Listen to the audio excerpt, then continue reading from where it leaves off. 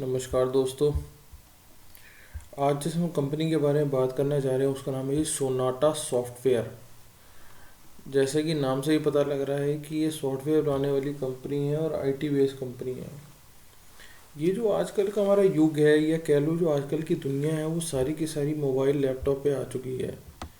क्यों? क्योंकि सब कुछ आपका घर बैठे हो जाता है और सब कुछ ही ऑनलाइन हो जाता है। और ऑनलाइन के बिना कोई भी इंडस्ट्री चल नहीं पा रही है, कह लो चलेगी ही नहीं। कुछ इस तरीके का ही सिस्टम बन चुका है। ये जो कंपनी मैं आपको दिखा रहा हूँ ये एक नहीं दो नहीं पता नहीं कितनी ही जगह जो हमारे पूरी दुनिया में है जहाँ इनके ऑफिसेज हैं और जो ये काम करते हैं और ये किस किस जगह काम करते हैं या किन किन को अपनी सर्विसेज देते हैं वो भी ज़रा आप देख लीजिए।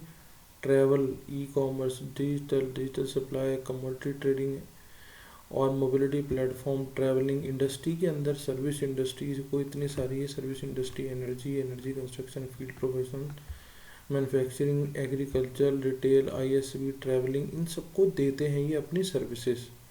अब मैं आपको दिखा दूँ ये कहाँ कहाँ देते हैं सर्विस में। अब आप इनके ऑफिस गिनते जाना, आपको समझ में आ जाएगी कि भैया ये इंडिया में है, ये कहाँ का ऑफिस है। बॉम्बे की कंपनी है और कॉर्पोरेट ऑफिस इसका बेंगलोर कर्नाटका में है। अब देखिए, अब आप आगे ये देखिए अमेरिका की बात हो रही है। एक दो तीन चार पाँच छः, छः ऑफिस कनाडा, छः ऑफिस अमेरिका में, दो कनाडा में। यूरोप के अंदर भी आप देख सकते हैं 5 ऑफिस यूरोप में। ऑस्ट्रेलिया के अंदर 4 ऑफिस। एशिया के अंदर आप देख सकते हैं इंडिया के अंदर ही 6 9 ऑफिस। तो इंडिया के अंदर 9 ऑफिस इंडिया के अंदर है। सिंगापुर के अंदर Singapore, Japan, Malaysia, China, middle east के अंदर दुबई, कतर। तो आप हिसाब लगा सकते हैं कि ये जो कंपनी है जिसके इतने सारे पूरी दुनिया में ऑफिसेज हों बड़ी बड़ी कंट्रीज़ के अंदर और उनका हर जगह कह लो एक जाल सा फैला हुआ है, तो वो कोई छोटी मोटी कंपनी नहीं है। और ये कोई आज से काम नहीं कर रहे, ये बहुत साल से काम कर रहे हैं। ये सारी सर्विसेज हैं जो ये सर्विसेज और लोगों को पहुंचा रहे हैं। ये तो हो गई बात इसकी। अब हम चलते हैं इनके, ये तो आपने देख लिया इनकी कंपनी की वर्किंग, मतलब क्या बना रहे हैं क्या बता रहे हैं जो भी है। अब हम चलते हैं इसकी नंबर्स के ऊपर। आज का भाव है जी 624 रुपये और आज भी 5.5% ऊपर था ये। और आप देख लो बिल्कुल अपने 52 के आसपास ही है, कोई बहुत दूर नहीं है, सिर्फ 30 रुपये का अंतर ही है। और हम अब यहाँ से आगे चले तो मार्केट कैप तो समझ सकते हैं 8,000 करोड़ की कंपनी है ये लगभग। और डिविडेंड यील्ड देखो, अब 2.5% की डिविडेंड यील्ड है। और उससे बड़ी बात 8,000 करोड़ की कंपनी हो और 1 रुपये का भी डेट ना हो, बताओ और क्या चाहिए। तो कंपनी चली रही है, ऊपर आ रही है, अपने आप धीरे धीरे चल रहा है। डेट ज़ीरो है, सेल्स ग्रोथ माइनस में 3% है। मतलब सेल्स का मतलब जो ईयर ऑन ईयर थोड़ी बहुत सेल्स ऊपर नीचे होती वैसे है। लेकिन अगर मैं देख लूँ प्रॉफिटेबिलिटी तो 31% की प्रॉफिटेबिलिटी पे खड़ी है company. Return on capital employed में 52% की रिटर्न है। तो हम यहाँ से अंदाज़ा लगा सकते हैं कि कंपनी में कुछ तो जान है जो इतना रिटर्न वो दे रही है अपनी कैपिटल एम्प्लॉयड के ऊपर। और आगे चलते हैं, आपको दिखा देते हैं जी। ये देखिए इनके नंबर्स आप। सेल्स ग्रोथ चल रही है। ये कोरोना का टाइम था, थोड़ा सा रहा, लेकिन अब यहाँ से सुधरना शुरू हो जाएगा। और इसी के हिसाब से अगर फिर कैसे अगर मेरी सेल गिरी है या सेल फ्लैट थी तो लेकिन उस हिसाब से मेरा प्रॉफिट ऊपर ही ऊपर है। अब यहाँ देख सकते हैं 2021 में 180 करोड़ का था और 235 करोड़ के आसपास आ चुका है। और अगर मैं यहाँ से देख लूँ आरओई, तो आरओई मेरी सुधर रही है। आरओसीई जरूर नीचे है पर वो अपने आप देखेंगे फॉर द टाइमिंग वो सुधरती चली जाएगी, क्योंकि इनके ऊपर कम से कम कर्जा नहीं है। कर्जे की वजह से तो कंपनी बंद नहीं होने वाली।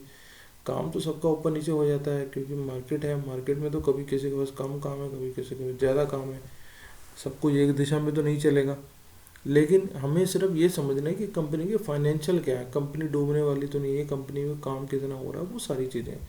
डेट ज़ीरो है, डेट इक्विटी रेशियो वो तो होना ही था क्योंकि ज़ीरो है उनका। अब आप ये समझ लो पब्लिक के पास 45% है, प्रमोटर के पास कुल 28% है।